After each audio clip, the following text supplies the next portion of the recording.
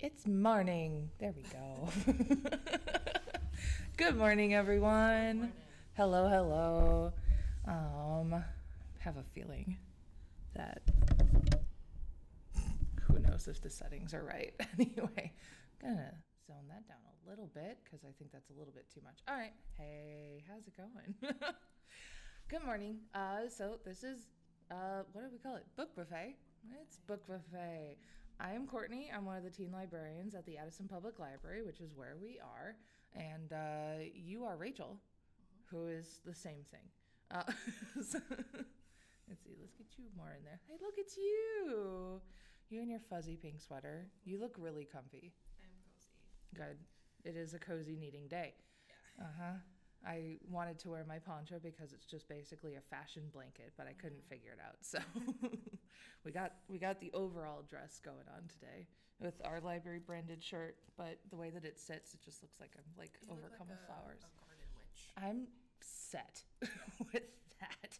I am down. So what we're doing today is we have both pulled books that like just kind of hit us, I guess. I don't know. I think that in general, there's like several kinds of readers where it's like there's a book that you really enjoy. Some people like to reread those books. Like we were talking earlier, and you were like, yeah, there's some people who like read the same book every single year or every single season or something like that. And that's a bit over much for me. But you do reread things. I do reread things, like particularly like when I'm just feeling like nostalgic or like I need a little bit of comfort or something. There's definitely some books that I reread, or like I just get a craving, and it's just like Yeah. I gotta kind of eat your favorite kind of food type of a thing. But you don't do that. I do not do that. I partially because I'm like, well, I have so many other things that I want to read, but I also like books that I read and felt like that was a perfect book or like I really enjoyed it. I don't want to reread it and ruin the first time. Like Oh, sure. it was such a good. It met me at the right moment, or it just was like the book I needed in that moment. And I'm afraid if I go back to it, Oh yeah, that I'll be it'll. like, wait a minute, there's a lot of plot holes. This is actually not that good. My I'm afraid it won't taste. stand up. My taste is bad. Hi, Itchy. Glad to see you in the chat. Thanks for lurking. It's always good to see you. So, all right. The thought that just popped into my brain then is, do you read a lot of fan fiction or like any? Not consistently. Okay. I don't like seek it out. Yeah. I think like I read lately I've been reading a lot more fan fiction than like published books, which I mean, it's tons of writing and there's amazingly great authors in there. But it's a completely different style of writing Yeah. too. Like the narrative structures and the tropes and everything's are very unique to like fan fiction. But I guess in a way I like to really sit in a content Yeah, for a long yeah. time, because it's familiar to me and I like that. Yeah. So I think that kind of works with like me also liking to reread the same books, Yeah. because in a way like I'm having trouble lately with just kind of like venturing out and trying like new stories and getting Sure. hooked in with those. I think I'm also a little bit worried about becoming obsessed with something, and then lately I just don't have the emotional capacity for some Yeah. new obsession. But if there is like a book or a world that you're like, I don't want to leave it yet, it makes sense to like Oh, yeah. maybe just dive into fanfic and see what other stories there are Absolutely. with all these characters Yeah. that are like my friends now. Yeah, it kind of feels like that. I don't want to give up those friends yet. Yeah. And also, it's just kind of hard too because not a lot of books have a lot of fan fiction about them. Yeah, yeah. But It is you know, limited. But sometimes I do like to just like scroll through fanfic tags and be like, what are people thinking about? that's a really good thought. Like, oh, What ideas do they have with this world? I was not expecting people to like that character and that character Yeah. together. All right. And then maybe I'll do my own like mini fanfic. I'm kind of like, okay, I see how that could work out. You're just constantly writing tiny fanfics in your brain. Yes. Yeah, just mini fics. I love that for you. That's good nonsense. I'm like, yeah, that makes me feel more comfortable with the camera. Right. So I've got some books that I thoroughly enjoyed that I like to reread a lot, and you've got some books that. Not that I would reread, but that I would want to go back to the first time I read them, or like get back into that moment of time when it hit me. Nice. And we're going to find out a lot of our tastes. And Books. we were talking about it originally, and we were both like, oh, we're going to pick our fantasy. And she did not. I limited myself to one straight fantasy. Oh, you had restraint, is what you're telling Yeah. me. Well, because I was like, let me think, let me try to broaden it. But like, this is, it is also fantasy. It's just graphic, Mm-hmm. and other things have like fantastical Yeah. elements. Well, I think with the stipulation of these are books that you wish that you could read for the first time, you Yeah. could be broad versus mine are Yes. clearly they're in a way.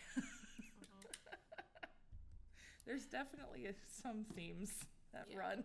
These are your comfort. They're 100% These are my your comfort comfort books. 100%. Although, all right, well, we'll get There's- into that. Yeah. Who wants to go first? I don't know either.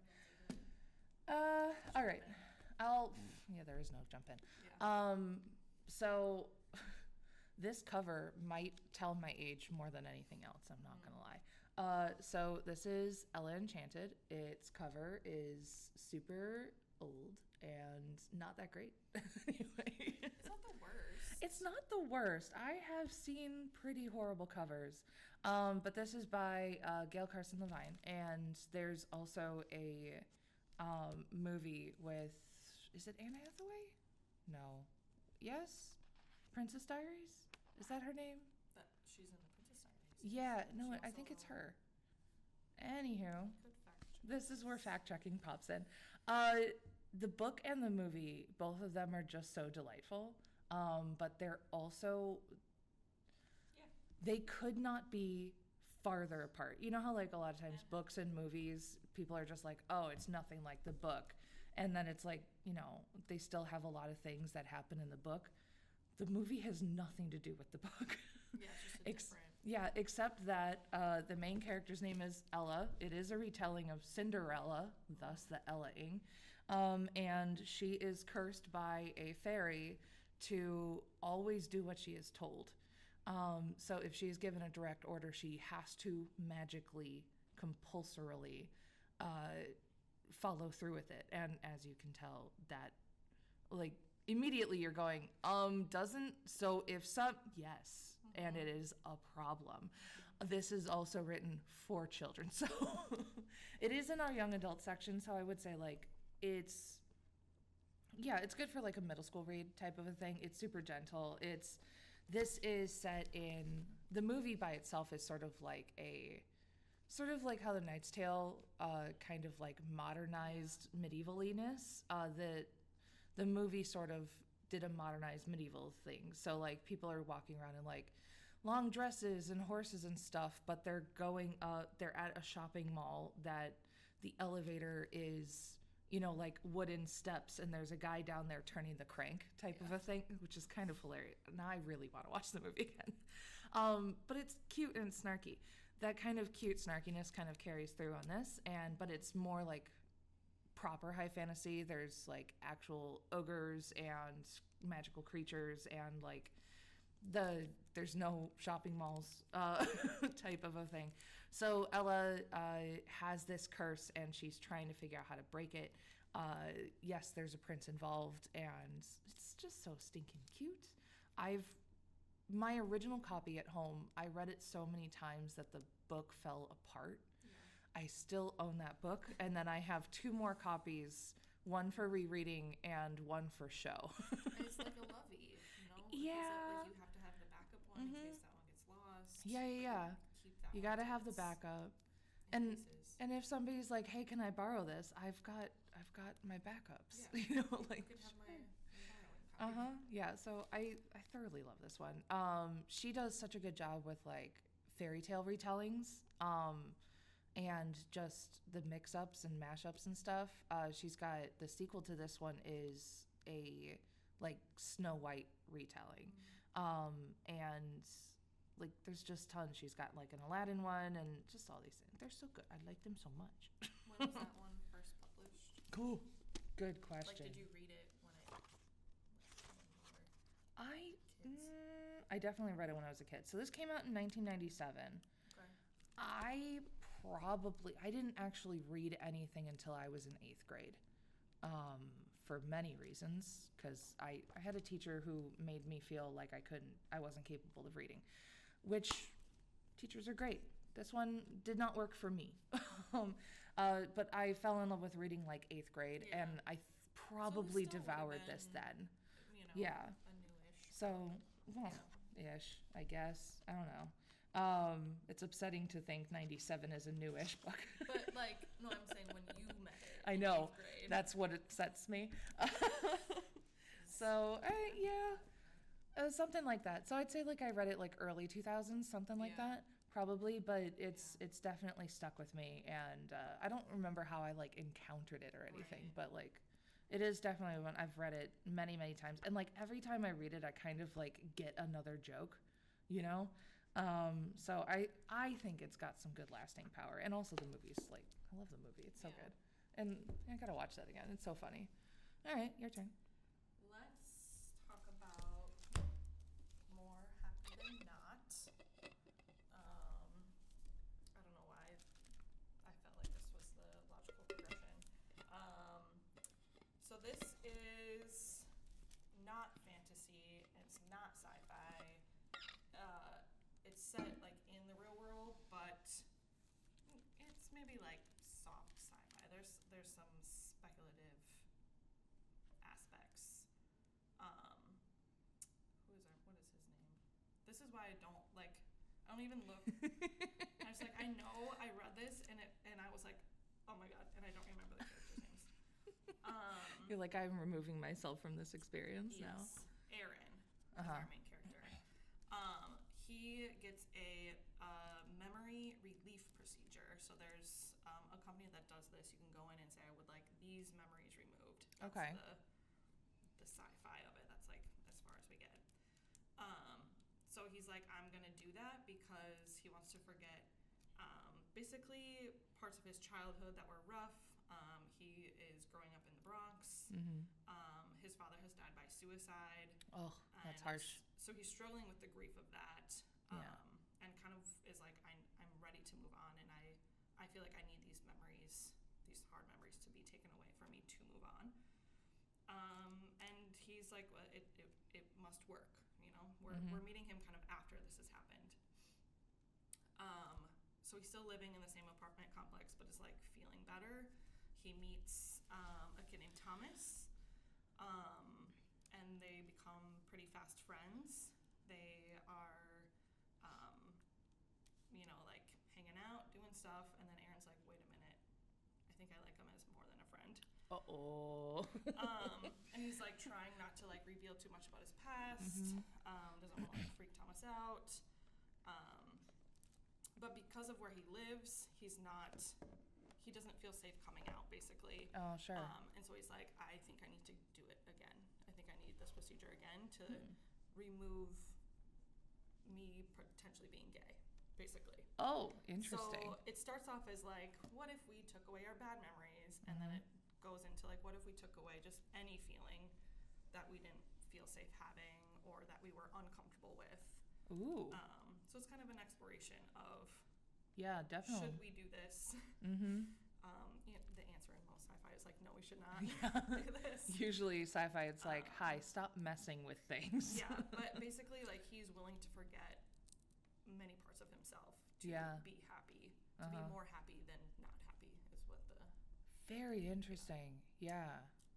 The cover also is like, specifically, it's like really eerie of just like a way too close up, really grungy smiley face in the background. Yeah.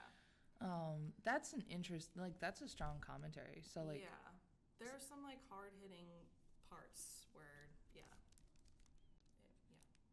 you and I just. And this, I'm just learning, is Adam Silvera's debut. Was it really? His first book. Ooh. This is the author of They Both Die at the End. Another devastating one. That's probably the one that he's most well known for. Mm-hmm. Yeah, and there's now the sequel of that one. So yes, there's They Both Die at the End. The First to Die at the End. Did you know there's a third one coming in 2025? Jeez. Do you want to know what it is titled? No one knows who dies at the end. And I think it is because the second one's like a prequel. Yeah. And I think this one is So- a continuation from The first titles, one again. the titles in a way are like both a spoiler and not a spoiler. Yeah. So no one knows who dies at the end Yeah. is kind of the biggest beautiful troll. Right. It sounds like he's like, I'm done with the series. Can we just move on? I write Stop other things being now." fans. But yeah, this was his first book. That's cool. And yeah, I remember reading it and being like, holy crap. Yeah. And I mean, you've been following that author, so Yeah. dude grabbed you. I can go dark. Yeah. Ish. Yeah. Ish. I like that Look one how too. pretty that cover And I is, like though. and I like It's the so sequel. pretty. I've not read the sequel yet, honestly. So this is East by Edith Patel, I think. It's also it's a retelling of, if you can't tell, I really like fairy tale retellings. So it's a retelling of like the Snow Queen legend or mythology or stuff. So, Well, and it's very similar to like Beauty and the Beast type yeah. of a thing. So it is I think it's a Norwegian or like a Scandinavian like legend or lore, but mixed with sort of like a Beauty and the Beast type of a thing. So Rose, who is this? That is Rose. She has a massive family. They're doing the best that they can in the situations that they have, but it's not great. There's a bunch of kids. They're having money troubles. There's all this stuff. Her mom absolutely blames her for literally everything under the sun. It's not great. So she's got a lot of like generational trauma with that going on. Then enter Magical Bear, who is like, give me her and I'll take her away and you guys will be fine. So she pretty much just goes like, okay, fine, I'll go. I'll save my family because I love my family, even though my mom has issues. And she goes off with this bear. He takes her to this castle and there's like nobody there. And there's like so many questions that she has no answers to. And he's just like, look, do your thing. But whatever you do at night, don't turn on the lights. Whatever. When you go to bed, you don't turn on the lights. She's just like, this is weird. Like, okay. It's absolutely weird. So she goes to bed and somebody comes in and sleeps next to her. No touchies, nothing inappropriate, but she's just like, who is this guy? Yeah. And it just like kind of goes from there. If you're aware of sort of like the story overall, there turns out that there is a magical witch. She has to save this dude, like stuff like that. There's a curse. If you can't tell, the bear is cursed, like she tries to and he can't. Part of the curse is that he can't explain the curse, which is the most annoying magical thing. She can't know, yeah. She can't know. Yeah, if she sees him, or if she figures something out, he needs her to break the curse. But if she does this one particular thing, she'll ruin it, and he'll be trapped with the consequences of the curse. Guess what she does? So then she's like, "Oh no, I gotta fix I gotta fix the mistake." So it's cold and it's a little bit dreary. It's dark and looming. No worries. You have a good day, Itchy. Thanks for stopping in. But it's dark and looming, and but it's got such cool culture to it. I guess it's something that I've kind of always enjoyed. I kind of enjoyed the feeling of it and how she just kind of tackles problems, and where it feels so insurmountable and she just goes after it, while also just being I am wildly uncomfortable, but this is what's right to do. So I'm just gonna keep. One where you're you are in that world. It's not, it is long enough that you can really sink into it. You really can. But so it moves. yeah. And so this came out. This was probably, I read this in high school for sure. So this came out 2003. 2003, 2005 is the copyright. I read it in library school. Did you really? Yeah. Ooh, hot So diggity. 2017, Yeah, but then I think the sequel came out like 2020 around about, so it was like maybe a that's long what it was, time. I saw the sequel and was like, oh, let me. Yeah, so it was a long time before a sequel kind of popped out. And I've not read that one yet. I need to. It's called West. It is called, so this one's called East. The other one's called West. The 'Cause directions are a big aspect of things. Yeah, so. east of the sun, west of the moon. Yeah, that's what the legend is called. Yeah. So yeah, if you're familiar with the story East of the Sun, West of the Moon, that's what it's following Beauty along. and the Beast. Yeah, very Snow Queen, very Beauty the Beast. There's a lot of like similar stories that line out into that too. So it's good. I like it. So Let's stay in a cold yeah. atmosphere. The Yeah. Family Romanov. This is a different one. It's nonfiction. Mm-hmm. Yeah. Yeah. The Family Romanov. I don't know if you're into Russian history, if you're into the Family Romanov, if you watched Anastasia as a child and you're like, wait a minute, let me read the real story, which is way more messed up. Mm-hmm. Yeah, I don't know. It just is done so well. The way it's set up is we are basically following this family in their last days of life. Yeah. And a little further back, but like we're going through, here's what happened to get us to the people of Russia killing the family Romanov. Mm.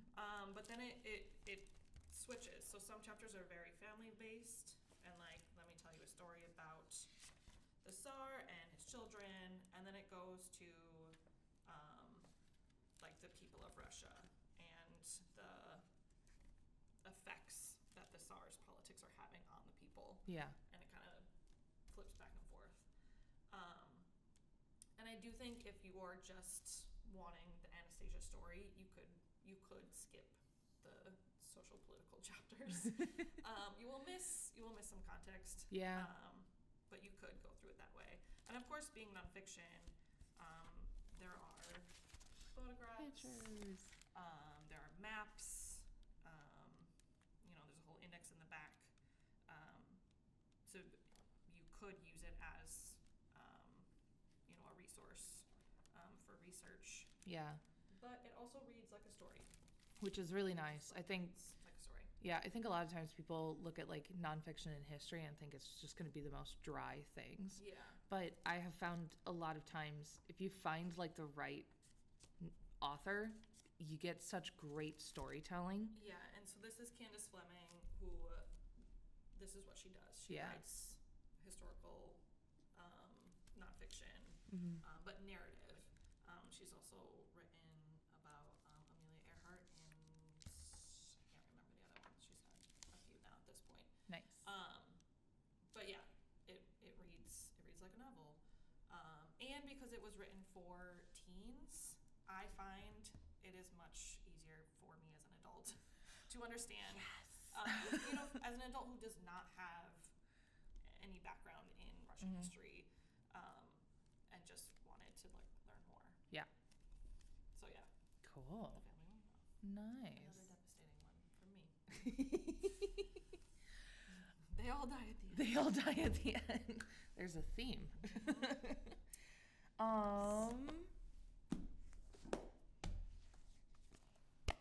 Speaking of death. Speaking of death. Allure Olympus is so good. It's so good. This is a graphic novel. It is a absolutely beautiful graphic novel. But wait, is it a retelling? But wait, is it a retelling? Maybe. It is absolutely a retelling of Hades and Persephone. It's so good. It's just so, it's so good. Like, you can't even contest. So this, you can read it on Webtoon, but the volumes have been steadily and progressively coming out. So they are in book form. Do I personally own literally every one? Yes. And I will. 5, 6? I think we're at 7 or 8. Like, I don't even know. Like, as soon as the pre-order opens, it's purchased. Like, I love these so very much. The illustrations are gorgeous. They're so good. It's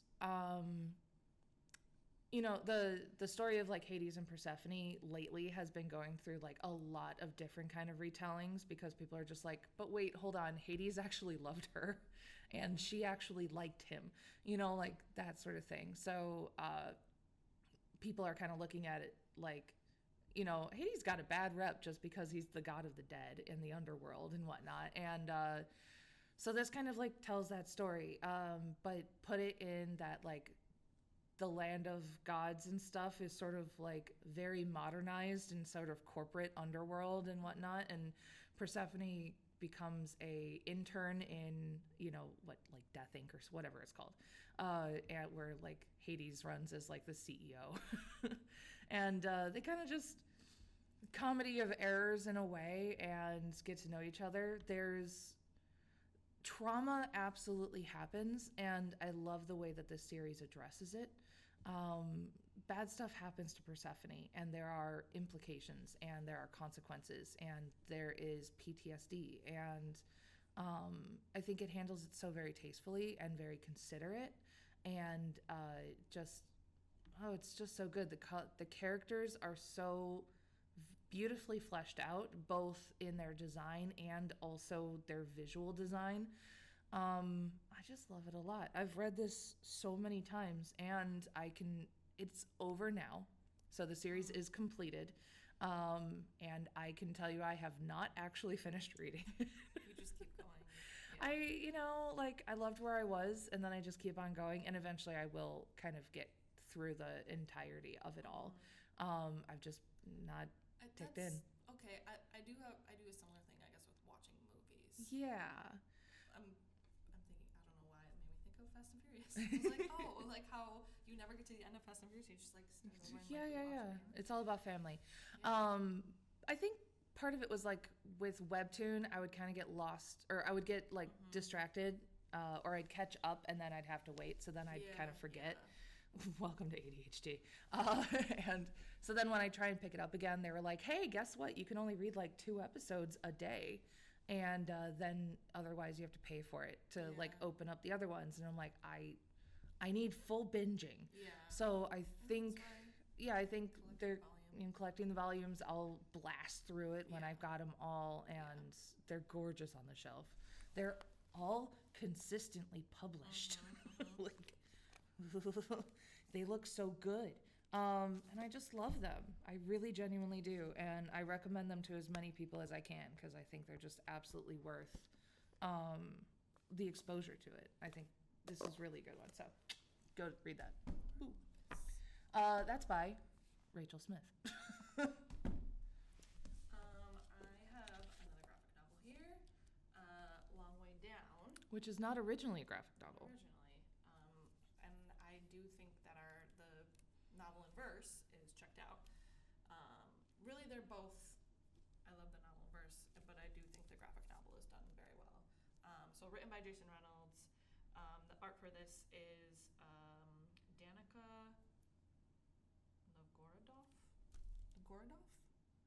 Novgorodov. Yeah. Novgorodov. Nailed it. The art is, no notes. The art is We're sorry. stunning. So the story the story of Long Way Down. Yeah. It takes place in an elevator ride from this kid's floor where he lives down to the ground floor. 7 floors. He is going to take revenge on the person who killed his brother. He's got a gun. He's like, you killed my brother, I will now kill you or someone you love, basically.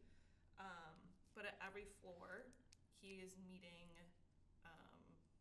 the ghosts of people who have died through gun violence or have been affected by gun violence, and is, grappling with where does it end, basically.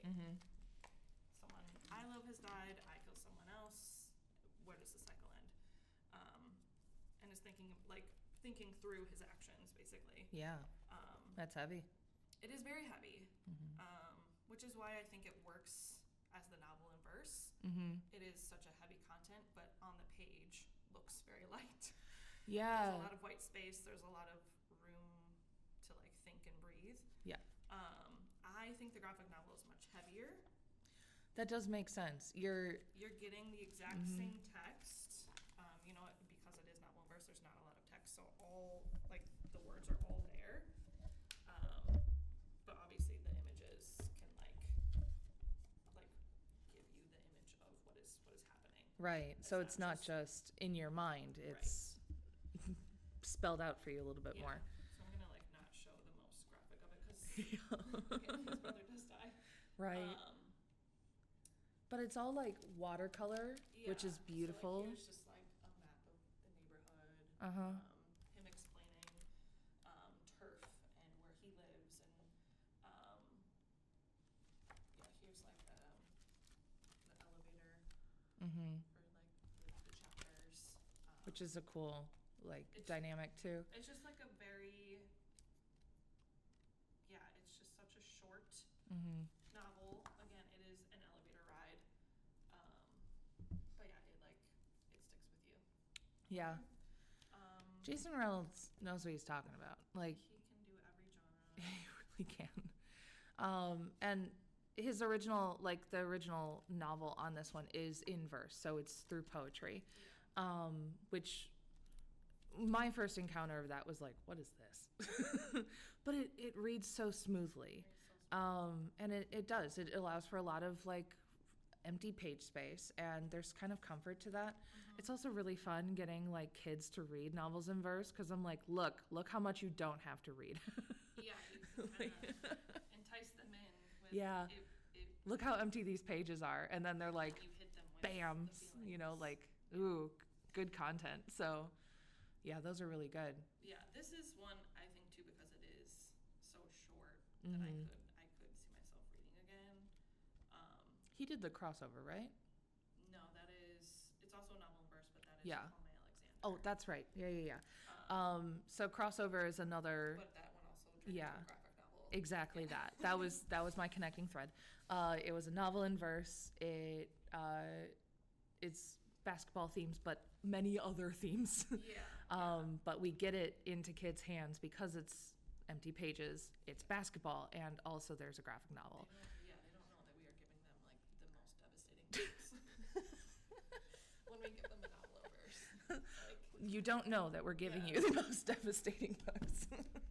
Yeah, but this story in particular, I really like that you as the reader are also grappling with it, because you're like, yeah, you should get revenge, but also you're like, you are a child, you should not be getting Yeah, or maybe you don't do it this way. Yeah.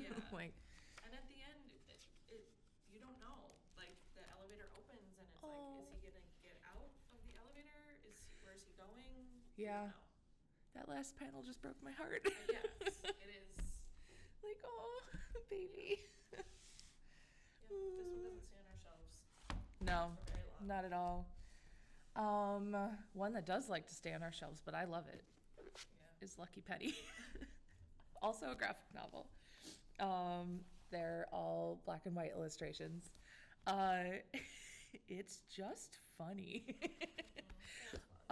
So Penny is just this quirky human. She can't keep a job. She can't keep her apartment. She doesn't have any money. She's just the most unluckiest person ever, but she's just so blasted delightful, and just so very quirky and weird. She constantly gets shade from a 12-year-old who runs a laundromat that she's managed to work at and get some money on it. She doesn't have an apartment, so she's just kind of looking around, and she's very much a I'll make it work type of a person. So she's like, man, I gotta get all my stuff in the storage unit. And then she gets it all in there, and she goes, I could live here.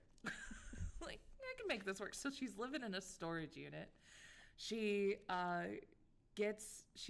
obsessed with high fantasy, high romance stories with a lot of just absurd scenes and whatever. And so she goes off into her own daydreamy fantasy world a lot. And she joins kind of this Dungeons and Dragons group, and befuddles the guy in this group who's just what is this creature? And it's just stinking cute. Weird stuff happens, and she's just charming to me.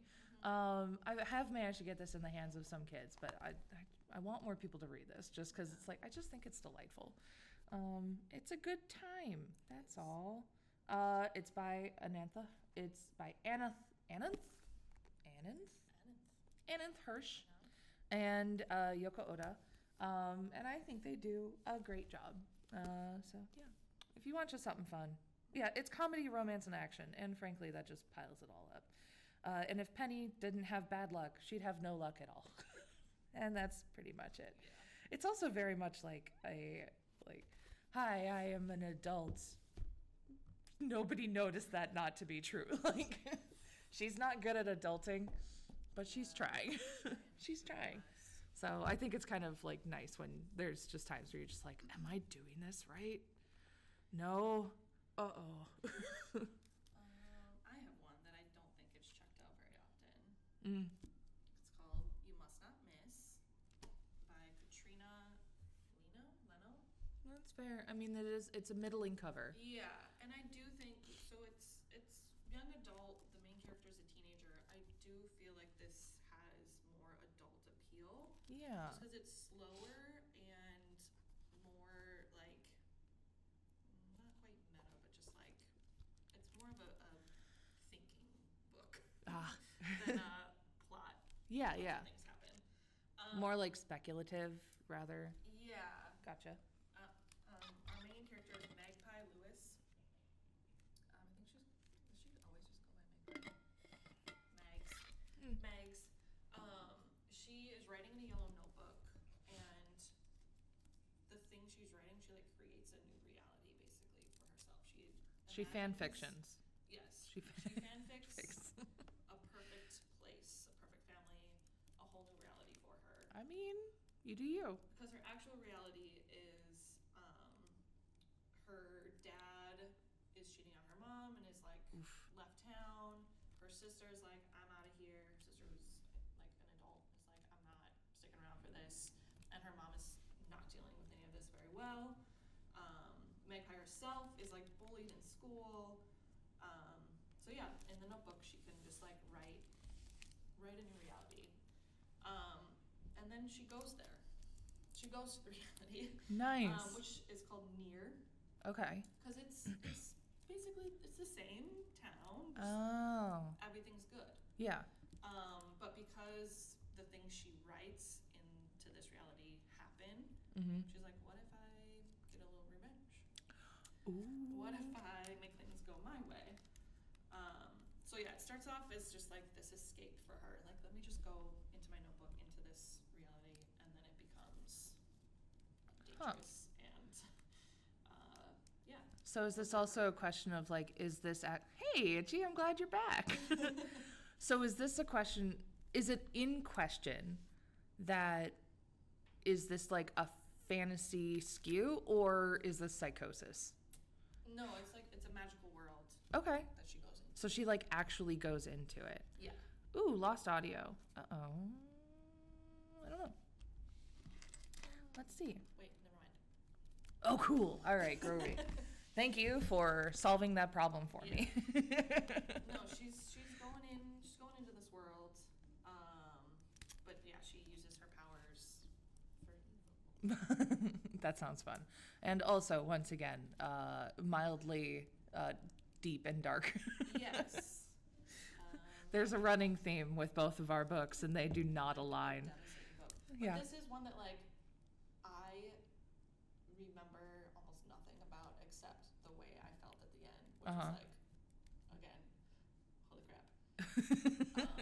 And so like that is the memory I want to have of it, which is why I'm never going to reread it. Yeah, no, that's totally I fair. just hope that other people who do read it get the same. It's also tricky too, because like with something like that, you kind of start reading it and you're like, but I know what happens.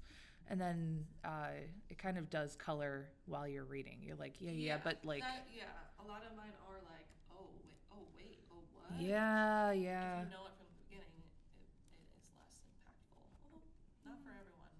That's true. My sister loves a spoiler. Oh, She well, likes to know I do too. the feeling she's going to have. I need to know if I need to grieve this character. Yeah, You know, yeah. like I read for entertainment and escapism, and I don't need to be stressed. Like, I read to be stressed. that's right. We have our preferences. I read for my heart to be pulled out of my body. So not in that tone in any way, shape, or form. This is not the book I wanted. My Lady Jane is the one that I wanted. It's just not here right now. It's checked out, as it should be, Popular. because That it's one does go. wonderful. So these are written by 3 authors: Cynthia Han, Brody Ashton, and Jodi Meadows, and they are lovingly termed as the Lady Janies. They have 3 books in the Lady Janes, so it's like My Lady Jane, My Plain Jane, and then My Calamity Jane. And then I think they just finished up the Marys. Is there 3 Marys too? Yeah, there's 3 Marys. I own them all. I know the most recent one is My Salty Mary. My Salty Mary, yeah, that one's pretty good. My Contrary Mary, My Imaginary Mary. Yes. So these are also retellings and retwistings. So My Lady Jane, which is so good. I think, that one's Yeah. the best. It honestly is the of best. Janes. Definitely the best of the Janes. I've not read all of the Marys, so I can't contend which one's the best of that, but I know which one I want it to be, and it's definitely Salty Mary. Anyway, so My Plain Jane is actually my least favorite one, but that would be because I really don't like Jane Eyre. Yeah, same. But what if Jane Eyre could see ghosts? And My Lady Jane is Lady Jane Grey was a literal, actual English queen who was queen for 8 days before they deposed her, and she was locked in a tower to die. But what if that didn't happen? And also, but what if some people could turn into animals? So it's like, yeah, and like My Calamity Jane is Calamity Jane, but werewolves. My Contrary Mary is set in the same world as Lady Jane, but with Mary Queen of Scots and also animals, animal folk.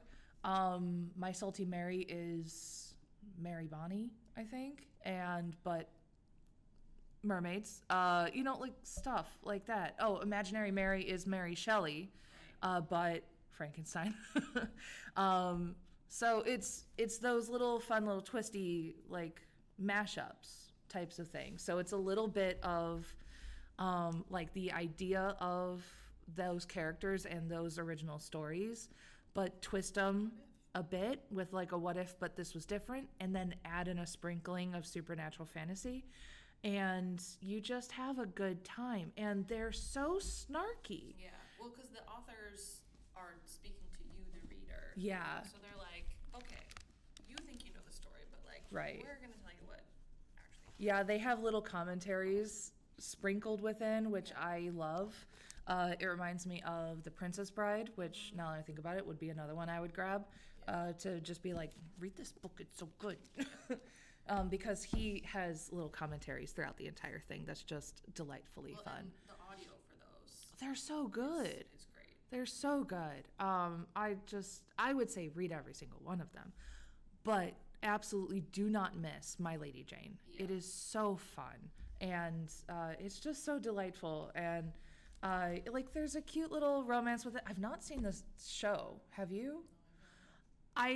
Admittedly, I have not seen the show because the show trailer looked like it was going to be pretty steamy, which I don't have an issue with. However, the book itself, like, just kind of like, it's not at all. It's so gentle. And like literally all it says is, and then they had a very special hug. Like that is it. Yeah. And I find that in itself really cute and charming. Just like the clever, cute ways of like alluding to things without not like cheeky.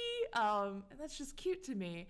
And it feels like the show is trying to capitalize on the Bridgerton. Yeah, and it's not a which is Bridgerton about book. The steam, but like, Yeah. These are about the snark and the sass. It really is, and it's a lot of fun. There's a lot of twists and turns too. I just really enjoy it. So read the books; they're great. They are great. Okay. That was my two heaviest. Of course you did. Okay.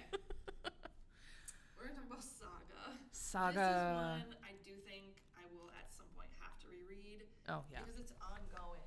Mm-hmm. It is not finished. They took a giant break. Always. Not giant. I don't know how long it was. A year and a half maybe. But it felt Forever. But the thing is, I started reading these right before the break. Oh. So for me, I was like, they're clipping. We're going. We're getting them. And then it just stopped. Yeah. And now they've finally like picked back up again. Yeah. Which part of it was the author and illustrator, they had to do some self-care and like. Which is fair. It's fair. Which is totally fair. So yeah, Brian K. Vaughan is the writer and Fiona Staples the illustrator. Very well loved series. Very well. Yeah, I feel like I don't really have to like. Most people have, I think, heard of it. But Yeah. if you've heard of it and not read it, I'm here to say like you should. If you've not heard of it, I'm here to tell you about it. It is a saga. Like that is what it is. It is two people from warring planets, or the planet and the planet's moon, Mm-hmm. who fall in love and are on the run from people who don't think that their child should exist, and for each of them that like the other race should not exist. And that is like this small nugget of it that carries you through. But you're meeting all sorts of other characters throughout, from many other planets, Mm-hmm. many different species, different abilities and languages and motives and everything. And I mean, the art is just. Yeah, it's very nice. Gotta make sure there's no. I know you go. It's a little. Yeah. There are some. There are some scenes. There's definitely some scenes. This is for adults. It's Yeah. for adults. Mm-hmm. Not to say I would never give it to like a high schooler or someone who is already like really into sci-fi, fantasy, like these giant sagas. But Yeah. yeah, it is written for adults. But yeah, there are some just like cute, sweet family moments. Mhm. It's funny, and then it also will like break your heart. Oh, yeah. But, I mean, there's a reason it's got some lasting power to it. yeah, So. yeah, people do love it. Mm-hmm. And yeah, I do think this is one that when it is all said and done, I will like go through and like read the whole thing again. Yeah. Because those 2 months that I was binging the first half of it, I was like, oh my god, next one, oh my god. So yeah, I would Yeah. have to go back to that. That is good ones. So my last book, you actually recommended to me, because I finished Lady Jane and the other ones had not been written yet, and I wanted more snark. I wanted more sarcasm. Here is Solace by Gail Carriger. And I will tell you, like, I was thinking of, like, what books would I pick for this? And then I thought of this one, and then I immediately opened it up and started rereading it again. So I'm now rereading this currently again. Our library has the whole series. Oh really? I didn't know we did. Oh. I was I don't know if shocked. I have read the whole series. It's actually, I can tell you, I have actually not read the whole series. Every time I like restart from the beginning and then I get a little bit further, there's like 5 books in the series. And there's like a young adult series that happened before this one, like quite a ways through. I've read all of those. Yeah, those are cute. Those are actually really cute.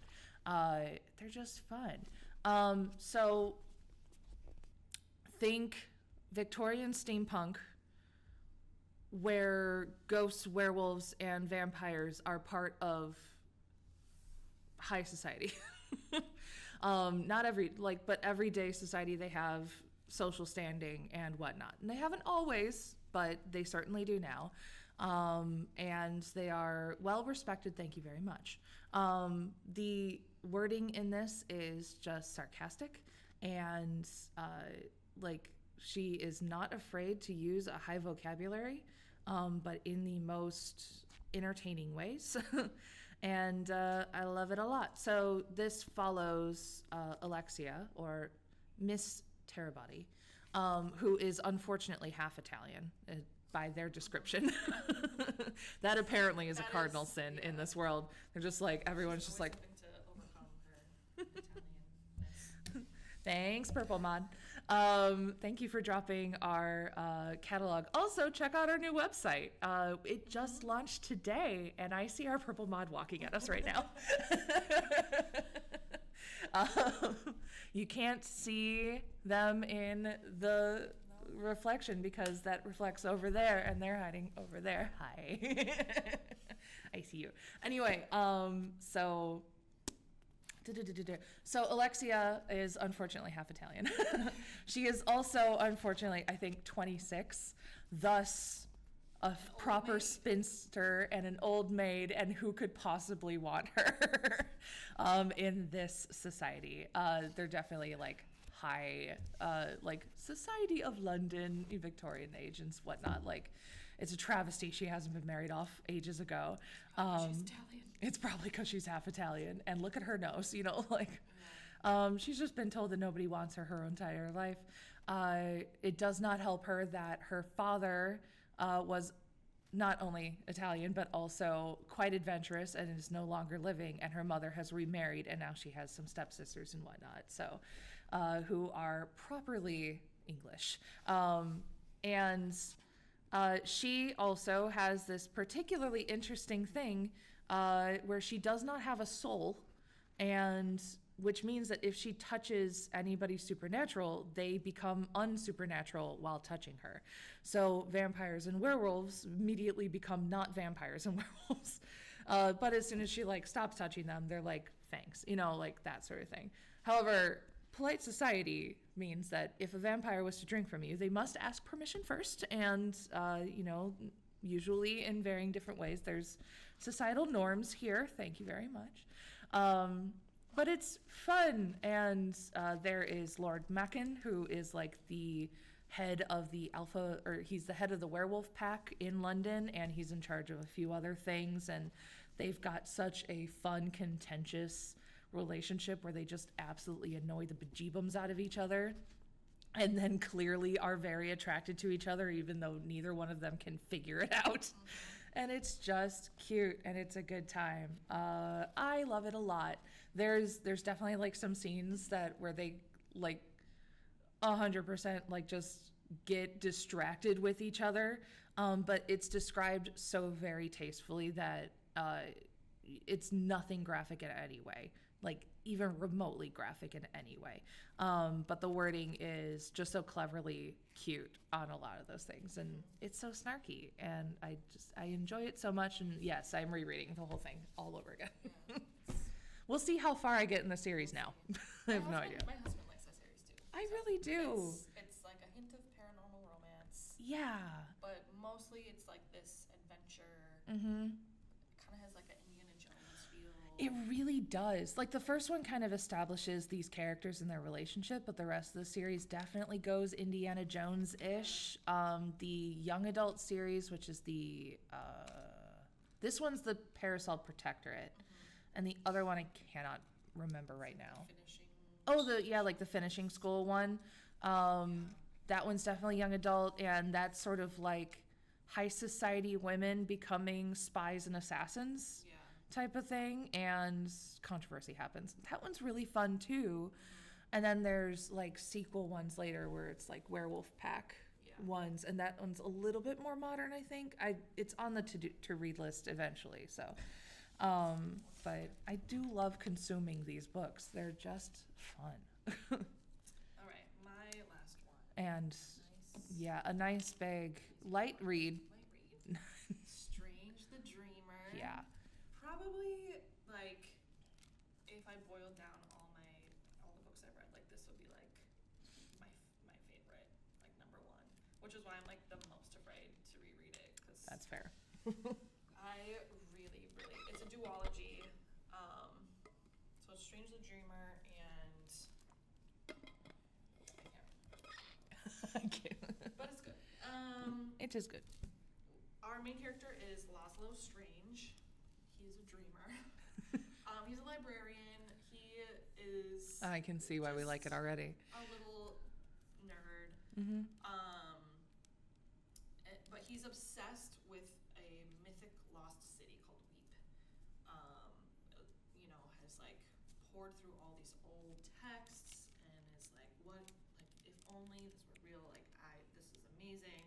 People are like, oh, there goes little Strange the Dreamer. And then they find out Weep is real. Weep exists, and as I would expect. We're sending a group to go explore the ruins of this city. That's cool. We need an expert. We need someone who speaks the language or reads the language. So they're like, hey, Strange, you're coming with us. And this tiny little thing is now going with these like big, brawny adventurers, daredevil type people who are like, yeah, we'll go here. So he's feeling very out of place. Mm-hmm. And yet he's the expert. So they need him. But yeah, they realize that like maybe Weep is not as far gone as they think it is. Okay. And maybe there are still citizens of Weep among them. I need to know how close this is to the Atlantis movie. The Disney Atlantis movie. Vibes wise, I say there's some vibes there. Uh-huh. Does Strange fall in love? I'm gonna need this book. Yeah. Anyway. Yeah. Like, It's, yeah. I don't know. And so the author is Laini Taylor. mm-hmm. Who did The Daughter of Smoke and Bone, yeah. which was very popular. I also like that trilogy. I know somebody who will be very mad at me. I've never read that. And it's always been on the list. Yeah, I've only heard actually really good things about it. But you've basically just described Atlantis, but different, and I'm so sold. Definitely Atlantis vibes. All right, so how devastating is it? Because I know you now. It's a duology, so the story carries on. Do. But yeah, just like the world of Weep. Mm-hmm. Like, I think if there was like, okay, which book would you like to be adapted next into like a limited series or something? I think. Oh, this would be a good one. I would love to see this world. Yeah, like, I'm assuming you've read then the second one then. Yes. And. I Oh, also like that one. good. That's good. It would be like, that's the devastating part. You're like, the first one is phenomenal and the second one's not great. It is together a great duology. Both very good. But yeah, you gotta start with Strange. I'm good. I just remember reading it and like being sucked in to this world. Cool. And especially because, I think for a lot of readers, we are usually not the bronze of our friend group. So it's very easy to like put yourself into Laszlo's. You're just like, I'm not capable of this. I cannot do that. But I could be the one who's reading all these texts. Yeah. It's like, wait a minute, I know what the language is. That helps. Yeah, and how he has to figure out like how to get these people on his side to trust him. Like, hey, we shouldn't just like break down these walls. We should like calmly, like, we should figure it out. Maybe there's a door. Yeah. All right. Well, I guess I'll stop reading that one again. Yeah. And I'll have to pick that one up. I'm guessing there's audio for that too. There's gotta be. Probably. I would maybe do that. It's such a big one. Because like knowing the overall story, I could like listen, and it's hard for me to listen to like a high fantasy. Yeah. And like really stick with it. But if I already have it in me somewhere. Yeah. I could like re-listen and just. That makes sense.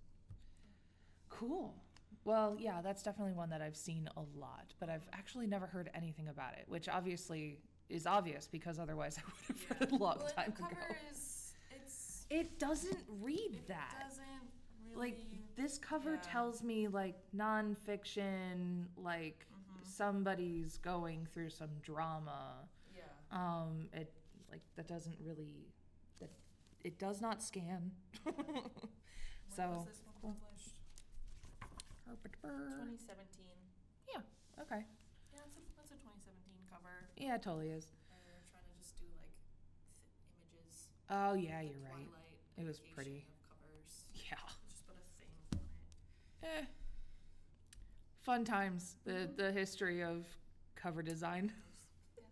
It's gone through a lot, which I don't think we have any current day examples to show you of the current trends, but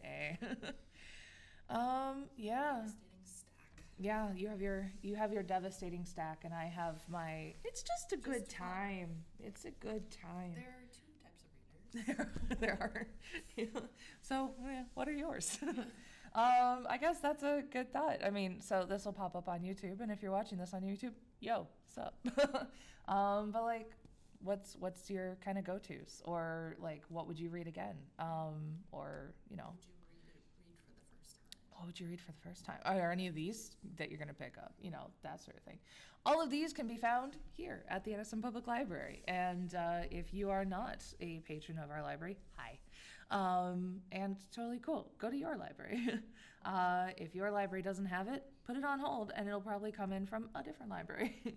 Specifically if you're with Swan, which is really nice. So nice. It's great when you have a library consortium where a bunch of libraries work together and share their big collections all together.